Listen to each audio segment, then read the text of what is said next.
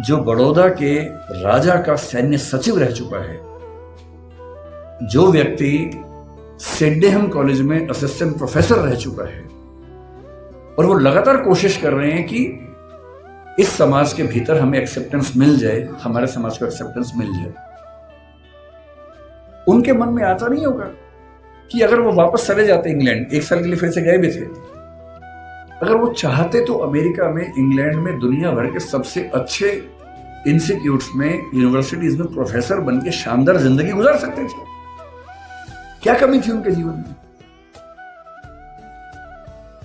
पर नियति ने, इतिहास ने मुझे एक ऐसा मौका दिया है कि यदि मैं अपने निजी सुख दुख भूल जाऊं और रात दिन 24 घंटे अपने समाज के विकास में ताकत लगा दूं, तो हो सकता है कि मेरी वजह से हजारों, लाखों, करोड़ों उन व्यक्तियों को बेहतर जिंदगी मिले जिनकी जिंदगी मानवीय जिंदगी तो नहीं है, कई मामलों में पशुओं से भी बदतर जिंदगी है। और इसीलिए मैं कहता हूं कि जो बोधिसत्व शब्द है वो दरअसल वैसे ही व्यक्तियों के लिए बना हुआ है। बोधिसत्व क्या होता है?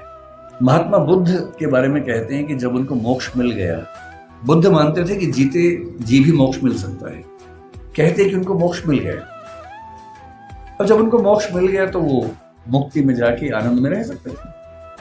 पर उन्होंने कहा कि नहीं, इस समाज में, इस दुनिया में इतने लोग दुखी हैं, इतने लोग परेशान हैं, उनके अंदर बहुत करुणा थी। उनको लगता था कि जब तक दुनिया में एक भी व्यक्ति दुखी है, परेशान है, तब तक मैं अकेला मोक्ष लेकर क्या करूंगा।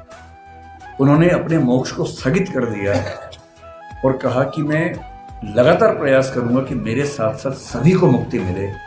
और तब से बुद्धिज्म में कंसेप्ट आया कि जो व्यक्ति अपनी मुक्ति के लिए अर्ह है, एलिजिबल है, उसके बाद भी मुक्त नहीं होना चाहता, क्योंकि वो चाहता है कि मैं सबको मुक्त करके मुक्त होऊंगा, उसको बोधिसत्व कहते हैं। और इस समाज में यदि कोई सच्चा बोधिसत्व हुआ है तो वो डॉक्टर अंबेडकर हैं। इस बात को हमें ईमानदारी से मानना चाहिए।